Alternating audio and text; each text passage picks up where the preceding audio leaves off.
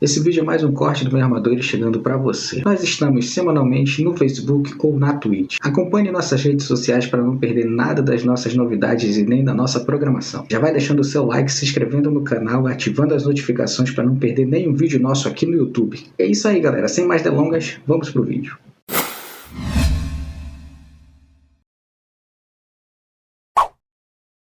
Fez uma analogia, né? E acho que foi muito feliz na analogia. Realmente nós somos animais, não podemos ficar à solto.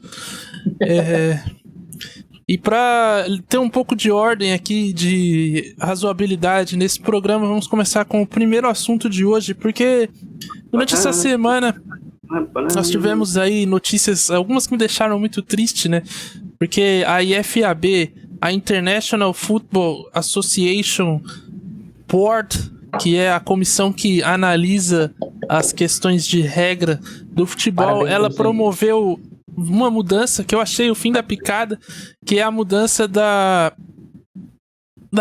ela proibiu que os goleiros provoquem os atacantes nas cobranças de pênalti, o que pra mim é um escárnio ao futebol. Você, International Board, é uma farsa. Eu sou obrigado a dizer isso aqui logo de cara, porque não tem como, cara. Eu faço a pergunta pra você, Adiel. Você que é um cara que não tem papas na língua e põe tudo pra fora, que não engole porra calado. Você fala mesmo. Adiel Reis, essa é a mudança mais estúpida do futebol?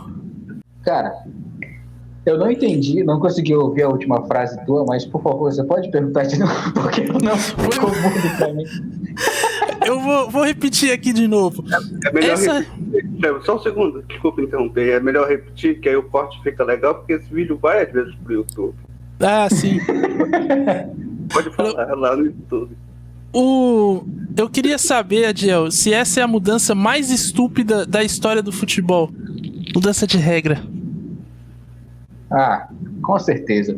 É pior do que o lateral com o pé no campo de ataque, que o Cássio já citou aqui em alguma live aqui, que eu acho também uma bizarrice. Vai transformar lateral em escanteio e o escanteio vai ser cobrado com a mão daqui a pouquinho. Que besteira.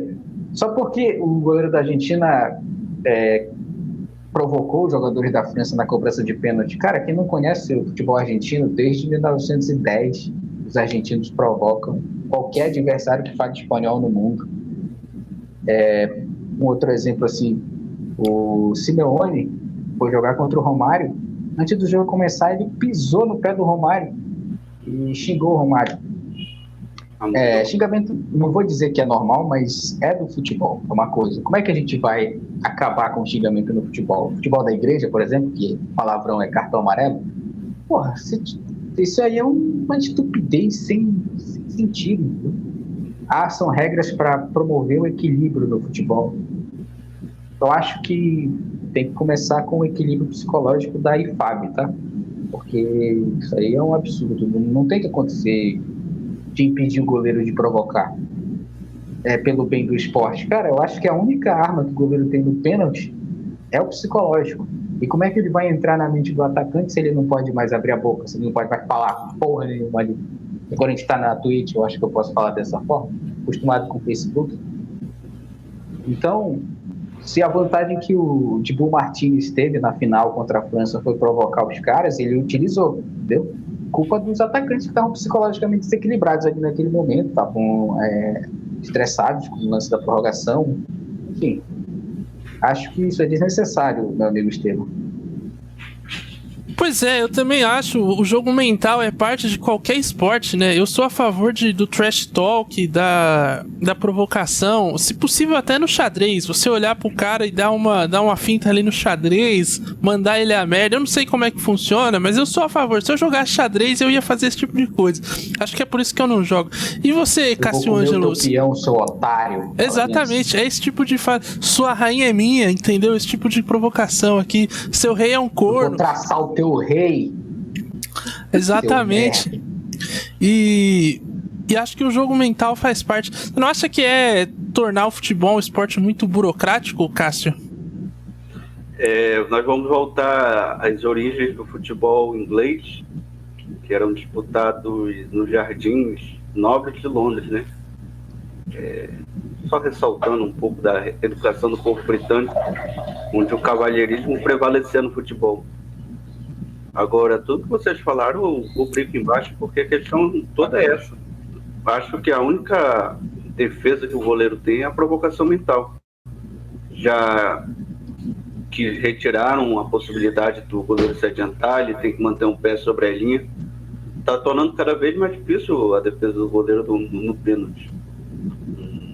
Então, eu acho isso totalmente um absurdo, e você não interfere tecnicamente na partida.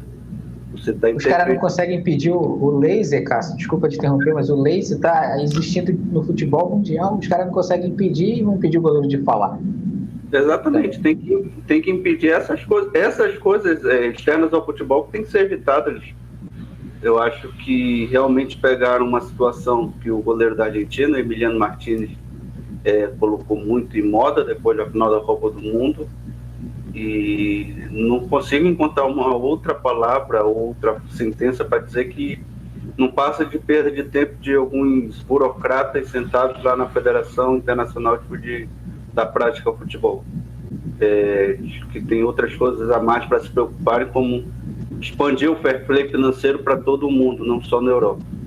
Bom, tá aí, essas foram as críticas a essa primeira mudança da IFAB, porque não é a única, senhores. Pasmem, eles também querem diminuir o tempo de jogo. Estudam aí, vai haver uma reunião esse fim de semana e eles querem diminuir o tempo de jogo. Alguns dizem que é para tornar o futebol mais dinâmico. Eu vi gente defendendo até partidas de 30 minutos. Vocês acham que isso pode ser uma boa mudança? Realmente o tempo de jogo tornaria, a diminuição dele tornaria o jogo mais dinâmico, Adiel Reis? O que você enxerga? Diminuir o tempo de jogo? Eu acho que não. Eu acho que não tornaria o jogo mais dinâmico, porque a capacidade de adaptação dos atletas ela aumentou durante a história do futebol. Então, antigamente, os jogadores não conseguiam jogar 45 minutos em alto desempenho. Hoje, eles conseguem jogar 2 tempos de 45 minutos em alto desempenho. Então, o que iria acontecer, Estevão, é que essas famosas ceiras que acontecem no futebol brasileiro, elas iam acontecer de maneira mais estratégica. Então, o jogo só tem 30 minutos, isso aí ia ser calculado, abre 1-0, o time ia se fechar totalmente, não ia dinamizar em absolutamente nada, só ia acelerar uma possível prática daquele goleiro que pega a bola e cai, e faz cera. Assim, com todo respeito, eu sei que eu não fiz esse estudo que a IFAB fez sobre a mudança de regras, possíveis mudanças de regras no futebol, mas eu vou entender o seguinte, porque se for para mudar as regras, não sei se o Estevão tem informação, mas quem eles consultaram? Os jogadores, os técnicos? Porque a principal mudança que tem que acontecer no futebol, eu só vou dar o spoiler aqui, mas depois a gente troca uma ideia sobre isso, é no calendário. Isso não tem nada a ver com o tempo de jogo, não tem nada a ver com provocação do jogador, é diminuição da quantidade de jogos, entendeu? E da quantidade de competições inúteis que existem no futebol mundial. Isso não é uma característica só do futebol brasileiro. No mundo inteiro. Existe campeonato aí que tem 24 clubes, 40 rodadas disputadas por ano. Então, precisa se entender o que está acontecendo mesmo de fato. Então, eu acho que as pessoas para falarem sobre isso são os jogadores, são os técnicos, os fisioterapeutas que têm a maior dificuldade de recuperar um jogador. Porque é jogo a cada 2 dias praticamente, entendeu? Pois é, essa proposta de mudança encabeçada por ele, o Humpty Dumpty Gianni Infantino, presidente da FIFA, que não tem o que fazer, né? Só quer estragar o futebol, esse corno. E ele quer mudar também a regra do impedimento. Isso aí tem nome também, é o senhor Arsene Wenger, ex-técnico do Arsenal. Ele quer beneficiar mais o atacante, ele provê algumas mudanças. Alguns cogitam até o fim da regra do impedimento, como é o caso do Van Basten. Eu sei lá, eu acho que esses caras deviam jogar xadrez, fazer outra coisa, caçar outra coisa pra fazer. O que você acha, Cássio Ângelo? Veio uma lembrança agora aqui, o grande podcast 60 Segundos, uma vez entrevistou o Martin e o Felipe lá do Amassando Aro, E eles falaram justamente quando a NBA se juntou com a NAB, que eram duas ligas diferentes, e a regra foram mudadas. Não existia antes aquela regra da posse de bola. O que aconteceu não foi que tornou um jogo melhor, foi só apenas que tornou um jogo com mais pontos. E se tirar a regra do impedimento, eu acho que vai aumentar o número de gols e vai tirar essa emoção que é o gol. Às vezes um gol por partida é justamente isso. Diferente do basquete, que você tem, por exemplo, em média 60 cestas por jogo, dobrado por 2, são 120 pontos, às vezes menos cestas, mas com cestas de 3. Então, tirar o impedimento, aumentando o número de gols, você vai acabar tirando a graça do esporte de futebol e o êxtase que é o gol. Pois é, eu acho que esses caras estão achando que futebol tem que... Eles não entendem de futebol, né, velho? Com todo respeito a esses cidadãos aí que controlam a FIFA e a International Board, mas vão tomar nos seus cus, né? Posso dizer isso aqui com propriedade. E fica aí essa minha revolta a esses canalhas que não tem o que fazer da vida e querem estragar o futebol. Mas embalada nessa pergunta aí, já que a gente tá metendo louco, vocês acham que o futebol precisa de alguma mudança de regra? Vocês fariam alguma mudança? Por exemplo, eu tenho uma ideia que ainda vale aquela regra dos 6 segundos pro goleiro, né? E não contam aquilo. Então por que não tira aquilo de uma vez ou cria um relógio pra contar de fato o tempo que o goleiro vai ficar com a bola na mão? Porque ninguém marca aquilo, é uma regra bem inútil. Então ou tira de vez ou volta ou põe um relógio pra contar aquilo, porque não dá pra contar com o bom senso do juiz que nunca marca aquela merda.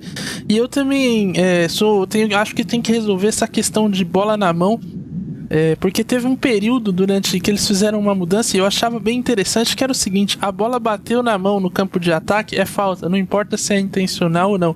Eu acho que tinha que ser uma coisa mais objetiva, que nem é no basquete, por exemplo. Bateu na mão, é falta, ou bateu no pé, é falta e acabou. Não tem o que inventar, mas não foi sem querer, é falta, mano, e já era. Porque aí acabava com essa discussão de com intenção, sem intenção. Acho que podia tornar mais objetivo. Eu queria saber do Cássio, você tem alguma mudança de regra? Você acha que o futebol precisaria de algum ajuste em alguma regra? Mudança de regra em si, no momento, eu não vejo a necessidade de Thiago Barros, mas eu gostaria que algumas mudanças no protocolo futebol fossem tomadas. Por exemplo, porque o árbitro de uma partida de futebol não pode ser igual ao de futebol americano. Ele anunciar suas decisões, em vez de a gente ter que tentar adivinhar durante uma semana o que foi que decidiu. Acho que o VAR também poderia ser algo mais palatável, tornando ali as decisões mais objetivas e menos subjetivas. Por exemplo, de um erro, de uma falta fora da grande área, o VAR não pode chamar, mas se for pênalti ele pode chamar. Às vezes uma falta, você acaba que não foi marcada, você perde o posse de bola dando um contra-ataque para o seu adversário. E essas questões têm que ser mais objetivas no VAR, menos interpretativas e mais objetivas, como a maioria das regras de futebol são hoje em dia no VAR. Adiel Reis, alguma mudança? Tem uma sugestão aqui que eu vi, que ela foi testada inclusive no Mundial Sub-15, que era o seguinte: a alteração na ordem da batida numa disputa de pênaltis, por exemplo. Dois times lá, por exemplo, Flamengo e Corinthians, começa com o jogador do Flamengo, aí alterna para o jogador do Corinthians, em seguida entra outro jogador do Corinthians, e assim vai alternando, tipo 1-2 e 2-1, não fica alternado mesmo. Porque isso é um estudo técnico que a pressão psicológica sempre recai em cima do segundo batedor. Então, para alterar essa pressão, meio que equilibrar, já que o goleiro não vai mais poder falar durante o jogo, praticamente, então vamos jogar pressão em cima dos atacantes. Essa eu acho que é a única sugestão que eu teria para a FIFA. Se o Infantino estiver online aí, mandar um oi no chat para a gente, fica aí um abraço para ele, que eu sei que ele fala 250 línguas, que eu acho que é o único pré-requisito para ser presidente da FIFA é falar pelo menos 15 idiomas. Saber de futebol não precisa não.